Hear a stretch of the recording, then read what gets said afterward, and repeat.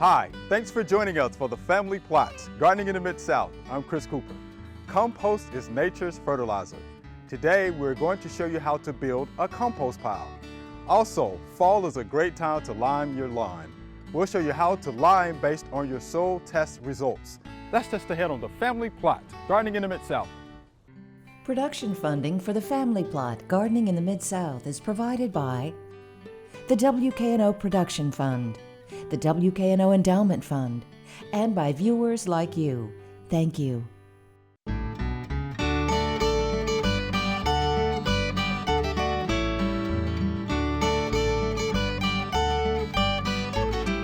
Welcome to the Family Plot. I'm Chris Cooper. Joining me today is Tonya Ashworth.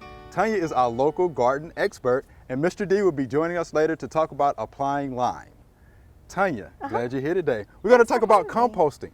But here's the thing about composting. A lot of people want to do it, but they don't know how to do it. So you're going to help us out today, right? Yes. All right. So why do people compost anyway?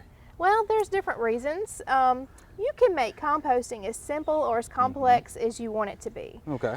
I go for the simple method. Yes. You just put everything in a pile and let it rot. Okay. And the reason I do it is for environmental reasons. I don't like to see plastic bags full of leaves sitting out on the curb to be taken to the landfill. Right. So my goal is just to not put biodegradable things in a landfill in a plastic bag. But for people who are more serious about composting and plan to use it in their garden, it's a fantastic way to make your own nutrient-rich soil amendment. It has free fertilizer for you. In fact, it contains all of the 22 essential macro and micronutrients that plants need to survive. Okay. Let's think about it like this. In a regular bag of fertilizer, you might have your nitrogen, your phosphorus, potassium, and maybe a few trace elements. But when you put parts of a plant that was alive, you know for a fact that that plant contained every single macro and micronutrient needed to survive. So you know that in your compost pile, you're going to get out every single macro and micronutrient that you need to make your plants live. That's right. And that's a great reason to compost. Also, when you put it in your soil as an amendment, it helps with pore space, opens up the pore space, allows air and water to transfer in and out to the roots. So those are some really good reasons. Those are good things, yeah, because you're not going to find that with your commercial fertilizers, that's for sure. Okay, now, what do we add to compost piles, or what shouldn't we add to compost piles? Okay. Well, simple things to add would be kitchen scraps, like when you're chopping up your vegetables to cook, the ends and the carrot tops and any kind of thing like that. What you don't want to put from your kitchen are things that have already been cooked. Okay. You don't want to put any kind of a bread product or any kind of meat in there. You strictly want to do your vegetables. You can do eggshells. That's not a problem, but I wouldn't do dairy or anything like that. Also from your yard, you've got free material out there as well. Your fall leaves that are about to hit the ground. Right. That's right. Just put them into a big pile. Would be simple enough, but you can use your fall leaves, and then in the summertime when you're cutting your yard, you use grass clippings. If you have one of those bag attachments that already goes on your lawnmower, that's a great thing. Or maybe you have a mulching lawnmower, but at our house sometimes we wait a little too long between cuttings and we still have some clippings laying on the ground. You just rake those up and put it in the bin. Okay. Yeah, those are real good things to use, because I'm like you, I hate to see all the leaves just piled up, in plastic bags on the side of the curb. The thing I know. The thing to look for though, what you don't want to put in, if you are cleaning out your garden, you can put in things in your compost pile from your garden. You want to make sure though that you don't put in anything that has diseased plant parts. I'm thinking tomato plants, if your tomato plants had a disease, or if you have an insect infestation on your plant, you don't want to introduce the insects into your compost pile. It's pretty obvious. You don't want to put things like the things you pick up from your dog should not go in there. Waste. People ask about manures, and you can use manure in your compost pile, but you want it to be thoroughly rotted before you put that on your garden. I'm talking like a year. And then if you use a compost-based, a manure-based compost in your garden, you want to give a 120-day harvest interval. That means you want to wait 120 days from the time you put it on until the time you harvest your vegetable. And I'd be especially careful if you're growing root vegetables in it. I would, Okay. So those are some of the do's and don'ts of what can go in. Well, what about weeds? No. No weeds in there? No. Think weeds that have gone to seed especially. You don't want to introduce weed seeds into your bin. Okay.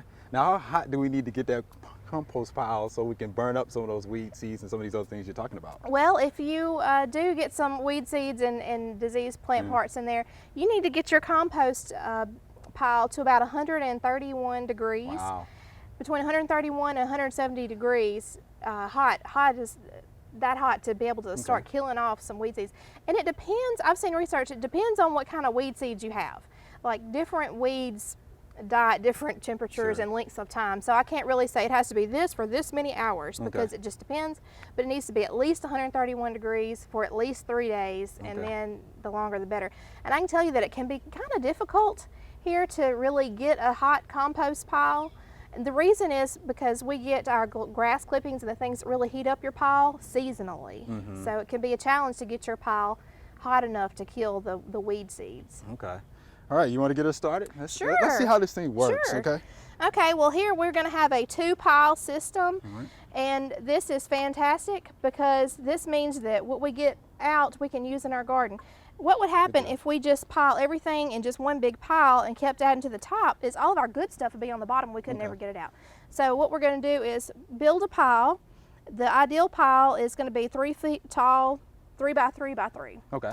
And then when we get it the right height, we stop. Okay, And we we'll let stop. it decompose, and we start putting our fresh stuff in the other bin. All right. So that's what we're going to do. And we Okay. have some wonderful fall leaves Yeah, here. I got the leaves. And these are going to be, they call these browns. Okay, I'll just dump them in there. This is going to be our carbon-rich additives here. Rich in carbon. And then we also need to add some greens or things rich in nitrogen. Okay. And we have some wonderful things here. Kitchen scraps. Kitchen scraps, all sorts of stuff. And I'm going to kind of put these in the center. Okay. If you are worried about attracting pests to your compost pile, just kind of bury your kitchen scraps, and that should take care of that. Okay. So we're going to kind of put these here in the middle. Okay, just throw them in there. Okay. And you don't have to buy a fancy compost crock to put on your kitchen counter. Any kind of a sealable container like this is fine. You know, something with a lid. Cool. I know. Oh, banana peels and all that good stuff. Okay. Yeah, and so then let's see what else we have. We have some grass clippings, fantastic. Yeah. And the grass clippings will give us a good supply of nitrogen. And grass clippings break down super fast. They'll really, really start to heat the thing up. And we're going to put that on top, right? Okay. Break that open. There we go. Yeah. Okay. Yeah. And then we have some clippings from our garden here. Okay. Not clippings, but older plants Some from actual plants. the Yeah. season, yeah. All right. Oh, she just tosses that in there. Just toss it in. there. Now, what you need to do is to get your compost pile going, mix everything up. Okay. This is what I use. All right. Just kind of like a pitchfork. Just kind of shove some of that back in there. Tell you, have you done this before? Yes. All right, looks like you know what you're doing. And you want to turn your compost pile, ideally, if you want to try to do a hot compost pile, ideally you want to turn it every week. Okay, every week. You also need to add water. We don't have the hose out here with us today, but you know you have the water right. If you reach in and feels like a damp sponge. Okay.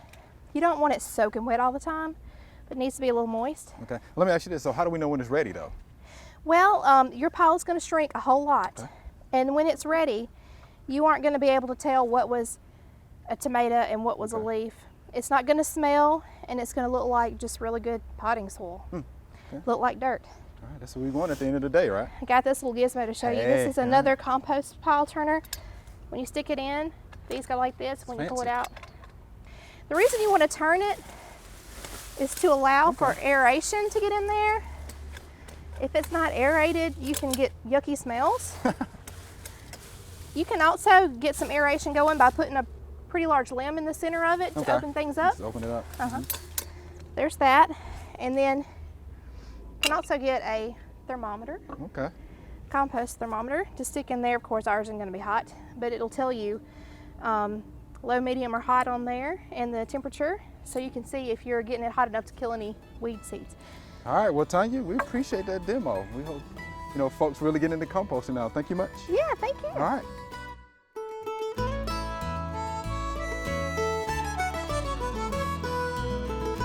Well, we're out here in the WKNO gardens, and this is a raised bed that 2 years ago we planted with strawberries. And it may look a little thin right now, but this last summer we harvested over 250 plants from here. We did use a ground cloth underneath it, and you notice it's pretty much weed-free. We do want to clean out some of this dead foliage.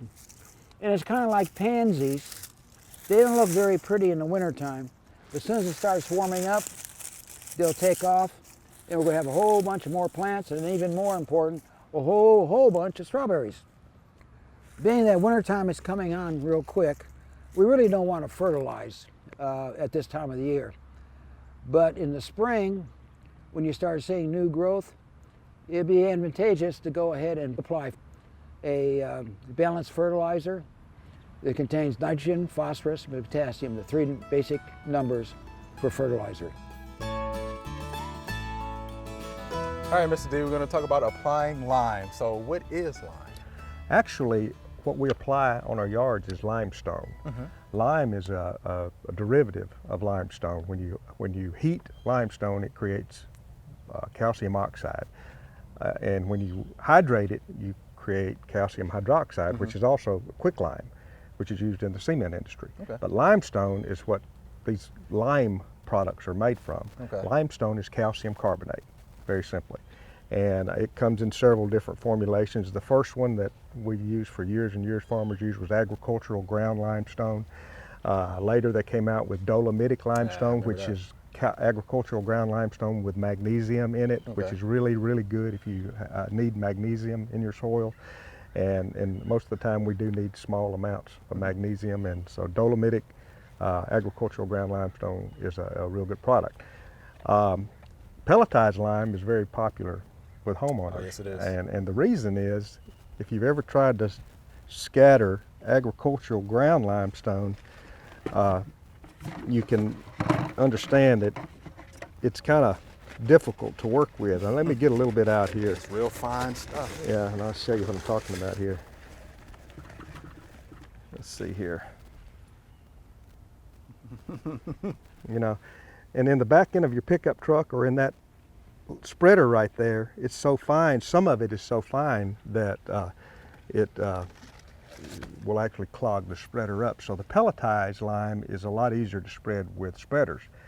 Unfortunately, pelletized lime is made up most of the time of very, very, very fine particles, which can break down rapidly, does a real good job of raising soil pH pretty quickly, but it doesn't last quite as long. Agricultural ground limestone has particles that will go from between a 10 mesh screen to a 200 mesh screen, and most of them are within the 60 to 100 mesh range, which you have some pretty big particles which take longer to break down. It's kind of a slow release deal. That's what I'm thinking. And so if you use agricultural ground or dolomitic limestone that's not pelletized, it's probably going to take 2 or 3 years for some of that lime to take effect, but it's going to spread. But you do have some fine particles also that will work pretty quickly.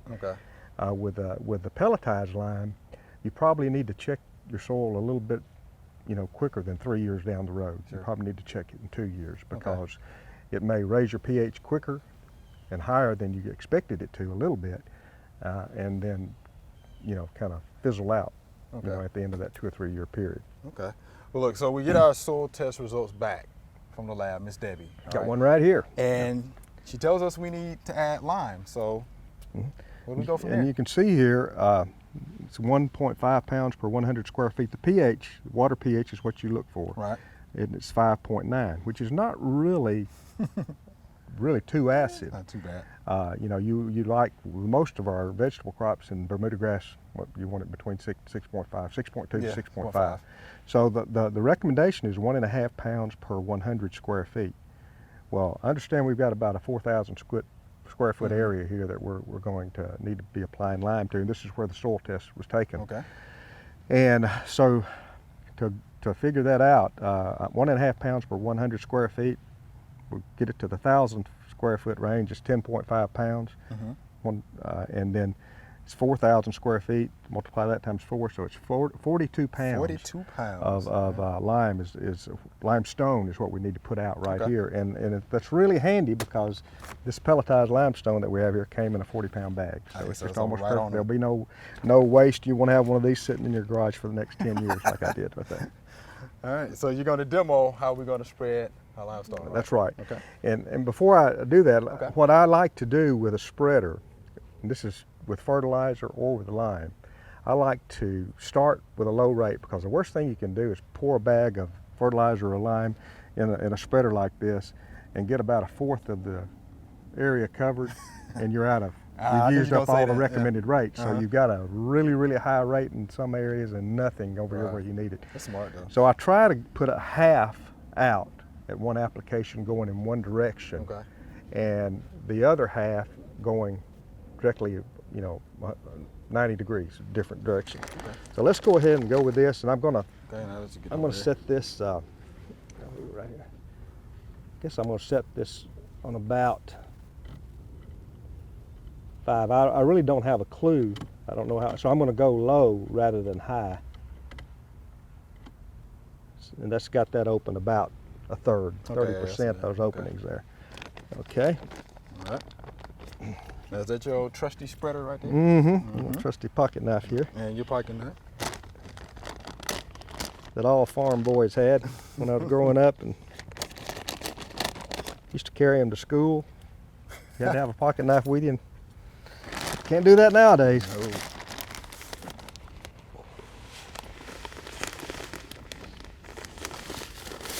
I noticed this pelletized lime is also dolomitic, and that's a good thing.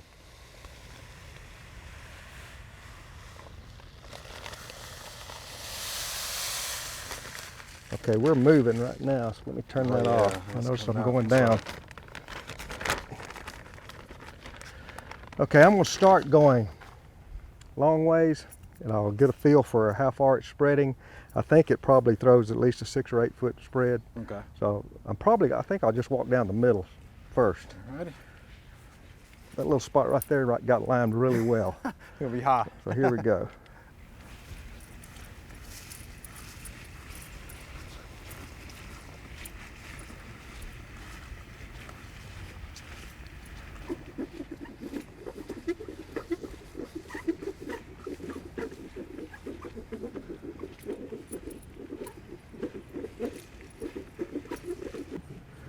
All done and all through. So you got it finished, right? Got it done. All right.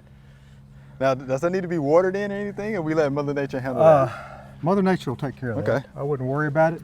What my hands, it will do a good job of taking it on down. I mean, these products are water soluble, to some extent, and so Mother Nature take it on down. If you want to speed it up a little bit, it's okay to irrigate. If you want to speed the process up a little bit, but not necessary. Not necessary. And again, how long you think before we see some improvement in the soil pH? You should see some improvements with the pelletized lime, fairly quick. I mean, this is the fall of the year, so next spring, if you check your pH, I guarantee you'll be better next spring than it is right now. So be ready to go. Be ready to go. All right, Mr. D, we appreciate that demo. It was All right. fun. Thanks. All right, catch your breath. Yeah, my breath here. Hard work for an old man.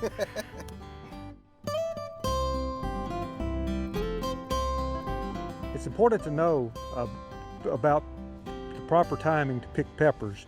Peppers are very strongly attached to the plant, and if you just try to pull the pepper off, you're going to break the branches. So I use pruning shears. Pruning shears, scissors, or a good sharp knife, if you're very careful, will do a really good job.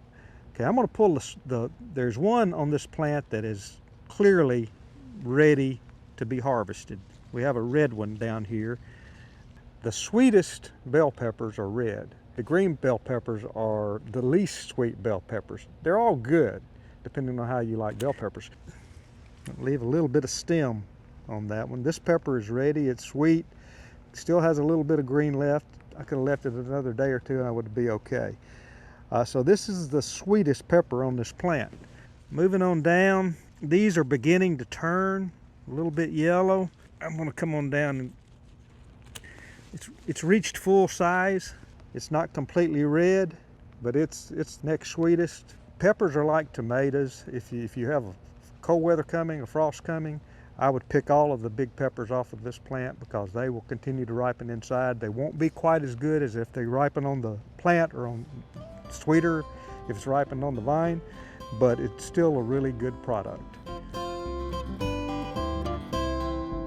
All right, here's our Q&A session. Tonya, you help us out, okay? Okay. All right, here's our first viewer email. I need to try to thin out some limbs on my plum trees. Any help with which limbs to cut other than the ones I can reach? And this is from Miss Debbie. So what do you think about that, Mr. D? Well, Miss Debbie, this is absolutely the worst time of the year to prune a plum tree. But if you can wait until the end of the winter, February, March, then that is a really, really good time, and you can really, really, really take out a lot of limbs, especially if you haven't pruned that plum tree in the last several years. You can open up the center of the tree, limit it to 3 or 4, maybe 5 main scaffold limbs, take out any limbs that are crossing, take out any limbs that are growing back toward the center of the tree. Of course, take out any dead or damaged limbs. And personally, I would make sure that none of that tree is over 8 feet tall. Yeah. That way, that's a good point. You won't have any trouble reaching the limbs next year. So if you've got a 2-foot long lopping shears, you can work from the ground. I hate to work peach, plum, and nectarine trees from a ladder. I personally am going to work them from the ground. Now, apples and pears are different. Right. We definitely want you to be safe out in the garden, Miss Debbie. So yeah, right. That's a good point. I'm glad you mentioned that. All right, so here's our next viewer email. When pruning my 3-year-old hybrid tea rose bush in February, which stems should I prune? The old thick stems or the new thinner ones? And this is from Miss Juliet. And she knows that you're supposed to prune later in February, so that's a good thing. That's so a good Tonya, thing, can we help out a little bit more than that? Yes, I would say you want to prune both. In fact, you're going to cut it back pretty severely. Okay. At the end of your pruning session, you want to have maybe 4 or 5 main stems, and they're only going to be about 3 feet tall. And you're going to take off everything else. You want to make sure that you kind of open up the center. That allows for good air circulation and helps with the black spot that we get on our rose leaves. Notorious for that. Okay. So yeah, you're going to severely prune it back. Okay. Almost like the plum, except for the 3 Exactly. feet. Yeah, 3 feet, exactly. right? Open center, right? Yes. Good air circulation in there, like Tonya was talking And about. the same rules as far as any kind of dead limb, go ahead and take that off. Anything diseased, crossing, you don't want 2 limbs rubbing together. So right. Just like on a plum tree, just smaller. Right, and anything growing inside. Yes. That's right. So it is just like the plum tree. Yeah. Isn't it? Open center, the vase system. Yeah, that's it. All right, Miss Juliet, thank you, Tonya. That helps you out. All right, here's the next question. This is a good one. There's a black, green, and yellow striped caterpillar eating my parsley. What is it, and should I be concerned? You already got the smile on your face. Yes, because that's happened at my house before. Yes, those little suckers can eat a whole parsley plant really fast. And those are the caterpillars for the black swallowtail butterfly. So it just depends on if you'd rather have the parsley or the butterfly. I tend to find in my garden I have worse problems with them if I put the parsley kind of all by itself in one pot. But if I kind of put the parsley in the middle of a bunch of other things in my garden, I don't know. I haven't had as much, they haven't been able to find it as much. I'm not sure, but it seems like if it's in a pot by itself, it's like a magnet. It's attacked. Huh? Yes. How about that? Yeah. I wonder why is that. But that's what it is, the black swallowtail. Okay. And what's Tennessee state butterfly? The Zebra swallowtail. Zebra striped swallowtail. That's what it is. Yeah. All right. So yeah, I wouldn't be too concerned unless she's just plant more parsley. That's I think right. you'd be all right. That's right. I think that'd Plant be fine. some in a pot for them, and then hide some among your other vegetables in the garden. Yeah, I think that'd be just fine. All right, so here's our next viewer email. There are small black and orange worm-like things on my autumn blaze maple. Are they harmful? And thanks, this is Miss Margie from Collierville. And I got to look at those pictures. They're the larvae of the lady beetle. It's a good thing. Beneficial. Very good. Yeah. So I guess, you know, she thought that they were, you know, some pests. They were, you know, A lot of people do. eating up, you know, Yeah. her autumn blades. But look, they're beneficial. They're going to be fine. Probably are some aphids around there somewhere. Yeah, I would think so, because That's they what eat a they're feeding lot on. of aphids. Yeah. That's for sure. But you know, this time of the year, they're actually congregating on the warmer side of buildings. You know, they're looking for a place to go for the winter time. Especially the multicolored Asian lady. Yeah. I seem to have a few in my home every winter, and, you know, they want to overwinter with me. Just looking for a warm place. You know? Yeah, just looking for a place to go, a place to hang out. But, you know, that's what that is, Miss Margie. And again, I wouldn't be concerned about that. I think it'll be just fine. Don't you think so? Absolutely. I'm glad that we have a picture to show everybody so they know not to kill them. Yep. All right. So, Tanya, Mr. D, we're out of time. Good deal. Remember, we love to hear from you. Send us an email or letter. The email address is familyplots@wkno.org, and the mailing address is Family Plot, 7151 Cherry Farms Road, Cordova, Tennessee 38016. Or you can go online to familyplotgarden.com. I'm Chris Cooper. Thanks for watching. Be sure to join us next week for the Family Plot, Gardening in the Mid-South. Be safe.